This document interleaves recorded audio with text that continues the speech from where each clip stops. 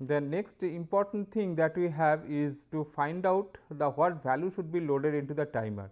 The type of examples that we have seen so far, there if we load this timer with some value, so we can calculate what is the delay that is produced. But normally we need it in the other way, that is for a particular application.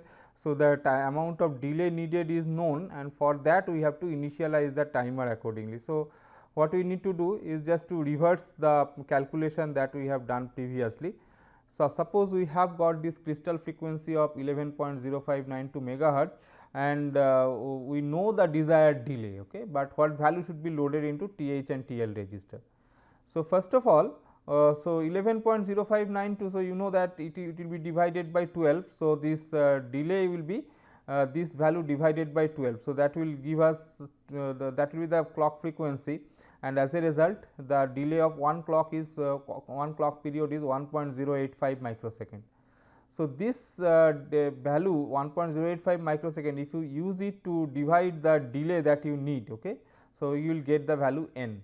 After you have got the value n, so you just subtract 65536 minus n. So, you subtract this n from 65536, and we have to definitely we need to convert to hex. So, that way we get this then this it will be converted to YYXX. So, suppose so this is these are the higher order this is the higher order byte, this XX is the lower order byte. Accordingly, the TH should be loaded with YY and TL should be loaded with XX. So, this way we can calculate it.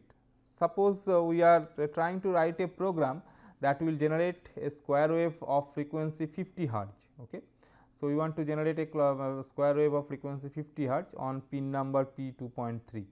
So, pin number 2.3 and pin 2.3, so those things are secondary now. First of all, we have to use the timer. So, how this timer should be initialized. So, period of the square wave is 1 upon 50 hertz. So, that is 20 millisecond. So, both this high time and low time they are 10 milliseconds. So, here the basic assumption is that the duty cycle is 50%. Okay. So, this entire assignment, so we assume that this duty cycle is 50%. So, if duty cycle is not 50%, then also you can do some small modification to the program and get it done.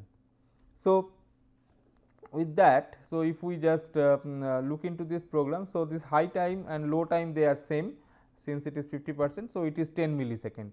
Now, for generating 10 millisecond, so this 10 millisecond divided by 1.085 microsecond, that gives us 9216. So, this 9216 minus so 65536 minus 9216 is 56320, because these if we initialize the timer with this value, then from this point onwards, so it will be starting to count upwards till FFFF, and then it will overflow. So, it is calculated in this fashion. So, 56320 in hexadecimal, so it is DC 00. So, TL1 should be loaded with this 00 value and TH1 should be loaded with this DCX value, DC hex value. So, the program will be something like this. First, we are using this timer 1 mode 1. So, for that the TMOD register is 10, then this TL register is loaded with 00, TH register is loaded with 0 DC, and then we start the timer. Okay. So, set B TR1, so it will start the timer, and this P 2.3, this port bit 2.3 is having some value, it may be low, may be high. So, it does not matter. So, whatever be the value, so it will be outputting that one only. So, after some time when this timer will expire, so this instruction JNB TF1 back, so it is continually sensing this timer overflow, and when that overflow will occur, this TF1 bit will be equal to 1. Okay. So, in that case this loop this JNB check will be false. So, it will come to the next statement where it will clear the timer 1. So, it will clear timer 1 and then it will complement P 2.3. So, it will be complementing the bit whatever was the output on that pin 2.3. So, it will be complemented. So, if it was previously 1, now it will become 0, or if it was 0 previously, it will become 1. Then it is clearing the TF1 and then it is so that flag is cleared, and then SJMP again. So, it will jump back to this point where it will be again loading the timer with the appropriate value, and accordingly it will work.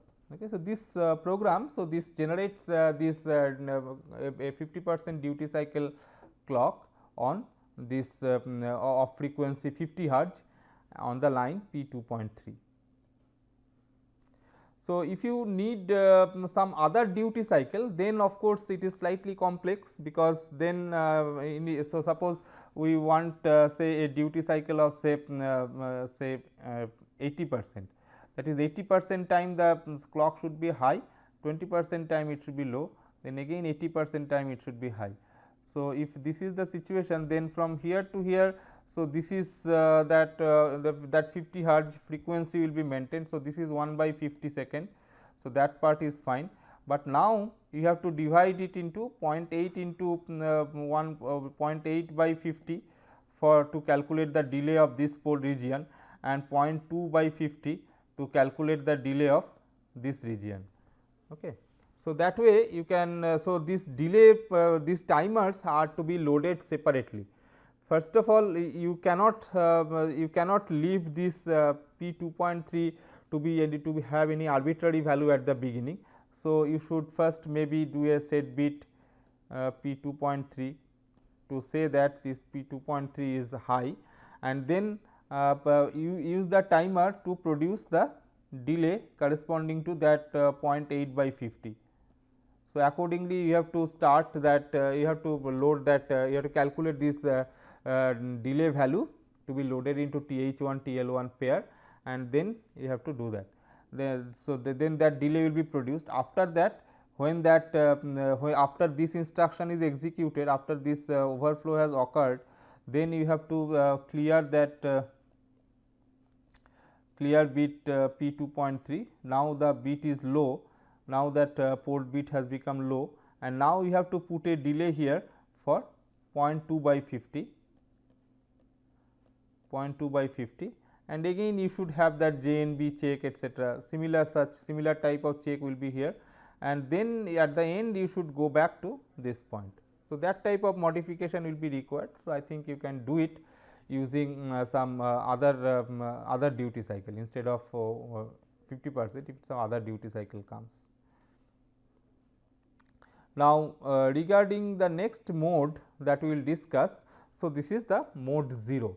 So, this is a restricted version of this timer mode 1. So, this is otherwise it is same as mode 0 mode 1, but only thing is that it is a 13 bit value. So, this 8 bit will be held in TH0 register, and 5 bits are held in the TL0 register. So, counter can hold values between 0000 to 1FFF in TH0 TL1. So, since it is 13 bit, so this FF this is this is so since this is 13 bit, so this will constitute 8 bit, 8 plus this is another 4 bit, 12 bit, and this is 1. So, total number is 13 bit number. So, you can have in 13 bit the maximum number that you can represent is 1 FFF. Okay. So, when the count value reaches 1 FFF, after that it will overflow. When it wants to go beyond that, then the timer will overflow, and the overflow this TF bit will be set. Okay. So, we set this initial. So, otherwise the operation is same. Okay. So, this that is 2 power 13 minus 1. So, that is 1 FFF hex. So, otherwise the operation is same. So, we set the initial values TH0 TL0 to count up, and when the timer reaches the value 1 FFF hex, it will roll over to 0000 and TF0 will be raised. So, otherwise this operation is similar. Then we look into mode 2. So, this is interesting mode because this has got some auto reload facility. So, first of all it is an 8 bit timer. So, your time delay that you can produce is small, because the delay values can be loaded is 00 to FF, and it has to be loaded in the TH register only, TH0 register only. So, then auto reload. So, this will be So, so auto reload means whenever the timer will expire, timer will overflow, then again the value will be loaded from TH register to the TL register.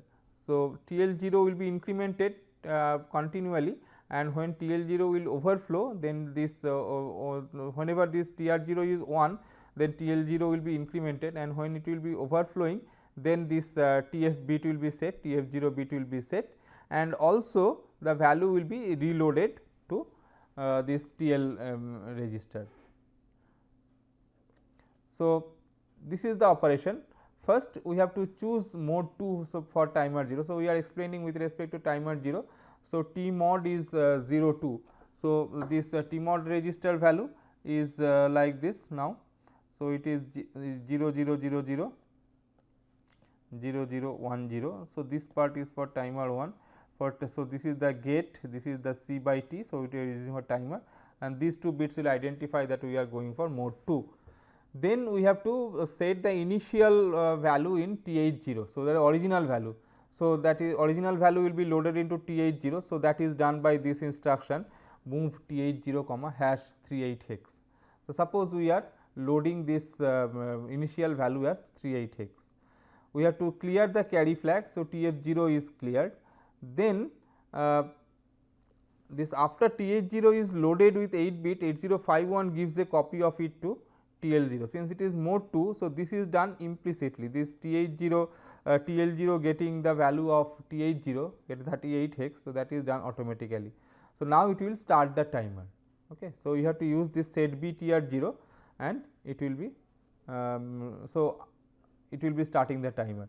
So, before once we have set this timer mode to mode 2, and then this TH0 register is loaded with 38 hex.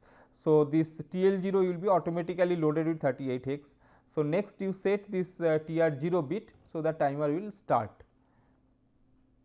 So, this timer will start with this mode with and this the up counting will be like this. So, TL0 is 38, 39, 3A, 3B. So, it will go like this. Then after some time, so it will go to FF, and from FF it will roll off to 0 0. So, when it rolls like that from FF to 0 0, then the TF0 bit will be set to 1, and then this TL0 will be reloaded automatically with the value in the TH0 register. So, TH0 content is not lost. So, TH0 was holding 38 hex in our case. So, it will continue to hold 38 hex. So, that value is not affected by this up counting process. So, this when this TL0 overflows, then this TL0 will be loaded again with the TH0. So, now when the TF0 becomes there is an overflow. So, this flag becomes equal to 1, and 8051 it goes into auto reload mode, and this TL0 and TH0 they are loaded with 38 hex. So, then we are clearing this TF0. So, this so now this now it will again once you clear this TF0. So, it will since TR bit is already set. So, TR bit we have not reset. So, it will be again start this up counting from that point. So, this is the point to note that we must clear TF0 when TL0 rolls over. Okay. So, that is important, and then we can so that we can monitor TF0 in the next process. So, it is not automatic. So, it is not that as soon as it rolls off, so TF0 will be also be cleared. So, that does not happen. So, we have to do it manually, and then whenever we want to stop the process, we have to set clear we have to set, clear the TR0 bit. So, that is as usual. So, clearing the TR0 bit. So, this is the operation. See, so this crystal oscillator is there. So, it is divided by 12 to generate the clock frequency, and then that is logically ANDed with the TR1 bit. So, TR1, so this is with for timer 1. So, it is for TR logically ANDed with TR1. So, whenever TR1 is high, then this clock will be reaching the timer. Then TL1 is the timer that we have. So, TL1 it will be starting to up count, and when that overflow occurs, then this TF1 bit will be set, and this reload will also be given to TH1. So, this reload instruction will come, and accordingly this TH1 value will be reloaded to TL1 value. So, Tf will go high whenever this there is a rollover from Ff to 00, and then this Tf1 is high and this reload is also done. So, that it will be, but we have to clear this Tf1 bit, otherwise it may create some this may be mistakenly considered as another overflow of the timer. Next we look into the counter operation. So, this timer operation we have seen, where we are getting the clock from the microcontroller crystal, and it is divided by 12, and that is used as the clock. Okay. So, we can use this module, this timer counter module also as a counter. So, how are you going to use it? So, these timers can be used for counting events that occur outside 8051. When the timer is used as a counter, so it is a pulse outside the 8051 that will increment the THTL registers. So, here this C by T bit should be set to 1. So, that now it is the count operation, and we have for 8051 there are two pins, one is called T0, another is called T1. So, they are actually pin number 14 and 15 of 8051, and they are multiplexed with the port bit 3's bit number port 3's bit number 4 and bit number 5. So, if you are using this 8051 for this counter operation, if you are trying to use this counter facility, then we cannot use port 3 for simple input output operation. Anyway, so this T0 and T1, so they are the two timers that we can use. So, these pins can be used for feeding the timer 0 and timer 1 and operating them in the counter mode. So, this 14 15, so port pin is P 3.4, function is T0, and it is timer counter 0 external input, and 15 is port pin P 3.5, function is T1, and it is timer counter 1 external input. So, this structure we have already seen. Now, the only difference that we have is this C by T bit, it should be set to 1 for using this timer as a counter, and this C by T bit should be set to 1 for using this timer 0 as a counter. So, this is the whole schematic diagram. So, we have got this whenever you are going for the timer operation. So, this C by T bit is 0. So, when this C by T bit is 0, as if this switch is connected to the upward contact point, as a result from the crystal oscillator whatever clock is coming. So, that is going to control the timer. Okay.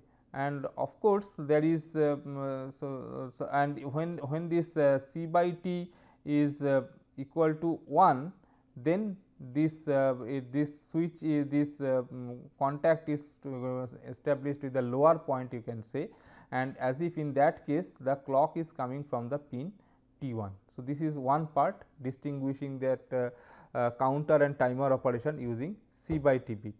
Second important thing that we have is the control of the gate and the TR bits. Okay. Now, if this gate is 0, if the gate is 0, then it does not depend on the interrupt. Okay. Whereas, if the gate is 1, that means at this point you get a 0. So, it will be dependent on the INT pin. Now, if the INT pin is 0, this INT bar. So, and so if it is 1, then you will get a 1 here, and then this logically you can say that if this this is 1 and this TR1 is also 1, then only, so this will be connected down. So, it will be operating. So, it will be, so this point will be controlling this, and if it is 0, in that case it will be controlled by this line. Okay. So, that way we have got this time with this gate and TR bits controlling the, as if it is controlling the second switch. So, this is the totally logical diagram. So, it in reality inside it might not be implemented like this, but this is a logical diagram for understanding. And ultimately whether it comes from this internal clock frequency or from this T1 pin, it is dependent on gate and all those things. Ultimately, the clock reaches this timer. Okay. So, it may be the events that is implemented as pulses, or it may be the crystal frequency. So, that way these timers get it, and then it will start doing up counting, and when it overflows, so it will go to this overflow bit will be set. So, that is the whole operation of this timer counter selection. For counter mode 1, just like timer mode 1, we have got counter mode 1. So, it is a 16 bit counter, TH0 and TL0 will be used. So, TH0 and TL0 they will be incremented when TR0 is set to 1 and an external pulse occurs. So, whenever this counter is enabled by means of this TR bit, and whenever this TR bit is 1, then only it will count the external events.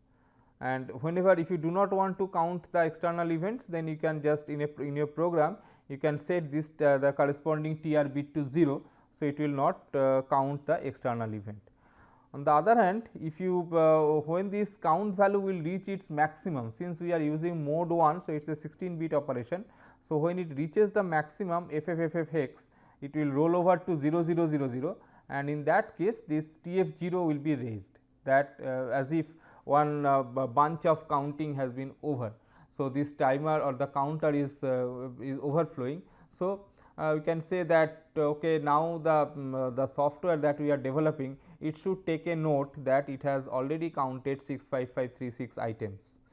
The programmer should monitor continually and stop the counter 0 now, and then you can set this initial value of this TH0 TL0 as you want, okay, but from that point onward it will start counting, and let TF0 equal to 1 as an indicator to show the special condition. Like say if we say that okay, so if we want to count the number of people that have arrived in a room, and if we put a bar that after every 100 people that have come, we need to be notified that 100 people have entered. So, what we have to do is we have to start the counter with a value FFFF minus 100 that way, and then we have to continue. Okay. Now, when the counter will be up counting from that value, and when it crosses FFFF, then it will generate an overflow in TF0 bit. So, we get an indication that and 100 people have arrived. Okay. So, this way these counters can be utilized for doing the operation. So, this is timer 0 with external operation, the mode 1 operation. So, this is the C by T pin is C by T bar pin is set to 1. So, that way it is a counter operation. So, TR 0. So, this is so this type this external pin P 3.4. So, it is logically ANDed here. So, it goes to TH 0 TL 0 pair. So, otherwise it is same. So, when it goes from FFFF to 0, it will overflow, and this TF 0 will be getting the value. Next, we will look into this mode 2 operation of counter. So, it is an mode 2 just like mode 2 timer operation. So, mode 2 counter operation is also an 8 bit operation, and it is it allows only values 00 to FF to be loaded into TH0. So, it is a 8 bit value, everything is same, it is auto reload. TL0 will be incremented if TR0 equal to 1 and this external pulse occurs. So, then only this TL0 value will be incremented. So, that way it will so when there will be overflow, again the value will be loaded from TH0 to TL0, and it will continue like that. So, this is an example.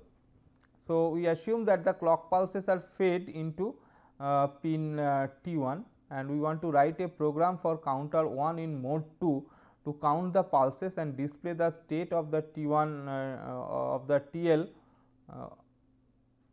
TL1 count on the this port P2, okay, on port 2.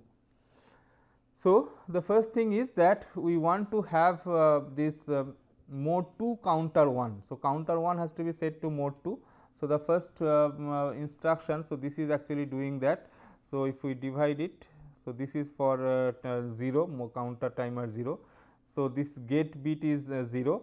So, this is counter operation. So, C by T is 1, and then this is mode 2. So, this is the mode 2 setting. Next, we will initialize this TH1 to 0, because we just want to count how many pulses have come. So, that way we initialize this to 0, and then set B P 3.5. So, set B P 3.5. So, this will make this T1 bit input. So, this is another very interesting thing that I should tell you. So, you remember that in case of 8051, whenever you have got a port, so this P 3, so these bits are there. Now, these bits if you are trying to read the value, first of all you have to write a 1. Whenever you are trying to read a 8051 port, so you have to first write a 1 there. So, this is because of that structure of that port consisting of that transistor and that cell of that and that port latch. Okay. So, this we have seen long back. So, basically so that has to be done. So, this instruction is very very important. So, if you miss this, then it may be that previously this port was having a value 0 and it continues to have the value 0. So, it will not be able to read the port even if some value is coming on that line. So, this set B P 3.5 is very important. So, this will make this T1 configured as input port, because this T1 will be coming as input to the microcontroller now. So, after that we set bit TR1. So, start the timer. So, when you start the timer, so this as soon as you have loaded TH1, so this value is also loaded in the TL register, TL1 register, and then so now we can continually see. So, pulses will be coming on this line. So, and now the pulses will be coming on this T1 pin, sorry, this say it is coming like this on the TL1 pin, and each such pulse is counted as a 1. So, that is done automatically by the processor. So, as a programmer, what we do, we move the content of TL1 register to A and then move the content of A register to P2. So, that way continually we can display the number of pulses that have arrived on T1 pin onto the port P2. Then we check whether there is an overflow, because it will count up to FF only. So, in that case, so if there is a jump on not bit TF1 back, so as long as there is no overflow, so it gets the next value and updates, and once it overflows, so we want to stop it. So, we want this clear TR1. So, we stop this timer. So, we stop make the overflow bit 0 and SJMP again. So, we start the process again. Okay. So, that way we can continually go on displaying the numbers, number of pulses coming from 00 to FF, and then again 00 to FF. So, it can go on continually by this program. Okay. So, this is useful for mode 2 operation in the counter.